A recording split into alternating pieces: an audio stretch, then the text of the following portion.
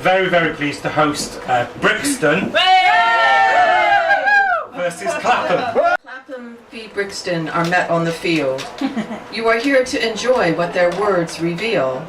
Lest any indulge in localism gone wild, I'll invite you to clap for any poet that beguiles.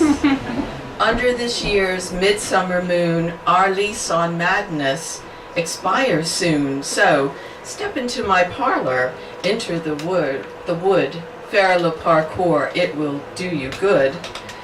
And now here, to tickle your fancy like a duster of Dickies, then send you up like proverbial Mickey, our one and only Mickey Feather. Born by the Tyne, fell in love by the Clyde, now at home by the Thames and its unsettling weathers. So put your hands together, and goodness knows, stay where you're sat. There's poetry afoot, so let's hear you clap. Thank you. Yeah, Brixton's a loud and lively place to live. My South African cousin came over and said it was like being back in Durban. So I wanted to start off this evening by giving you a picture of Brixton. If you know it, you'll recognise all the sounds and the characters in this poem. If you don't, then you'll want to come and you'll know what to expect. Brixton beat. His way or no way? His way or no way? The refrain of the man who needs no megaphone mingles with the shouts of the touts. Tickets for a band I've never heard of. Buy or sell tickets. The youth, whose placard points to Subway, stands silently, sullenly. His mobile phone tizzes out hip-hop. Black men in smart suits and bow ties choose carefully who to offer copies of Final Call. Scruffier sellers of Socialist Worker attempt to appeal to all. Over-friendly chuggers make themselves difficult to ignore. Mr. Madiba offers miracles. Take a leaflet. A busker repeats one phrase from Take 5 on his saxophone. Most people don't notice his limited repertoire as they hurry out of the tube ticket hall where classical music calms commuters. Plastic six-pack superheroes collect for a cause. Under the awning outside Iceland, sweet smells of incense and popcorn collide. A pan band plays, but their miserable faces suck the joy from their tropical tunes. Chinese evangelists at KFC Corner use a keyboard and choir to share. Next to the pop-up urinal by Boots, a tap dancer sings his own accompaniment.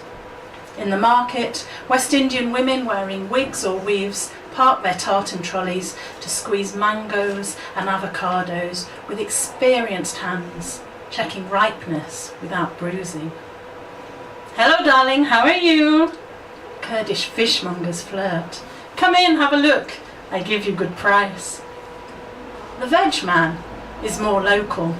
All them tomatoes for £1. His pricing signs indicate he does not know how to spell broccoli. A man trundles his suitcase, talks in a language without vowels. He may have a Bluetooth device under his curls. Two men in thobes and takias argue animatedly in Arabic. The words gurgle at the back of their throats. Blue lights and sirens Doppler up the hill, past the town hall where the clock has chimed the quarters for more than a century. Booming bass bends blackened windows on BMWs, waiting at roadworks where diggers and drills crack the tarmac. Bus brakes hiss, lorries squeal, horns hoot, the crossing beeps. A scooter buzzes, a motorbike roars. People laugh and shout and fight, and the birds sing in Brixton all through the night.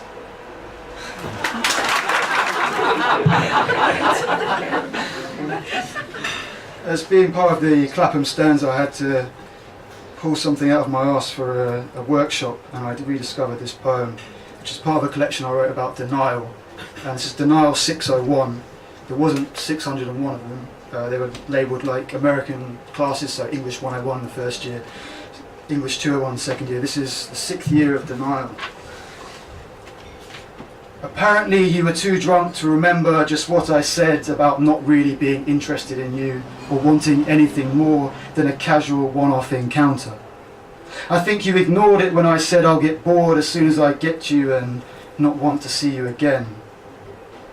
I'm only basing this on the 9 texts without response, 3 unanswered calls, 2 answer phone messages, the emailed photo of you and your cat crying, teddy bear delivered to my work, the accidental bump into my mother while she's shopping, familiar face peering through my kitchen window of an evening. Perhaps I should tell you when you're sober.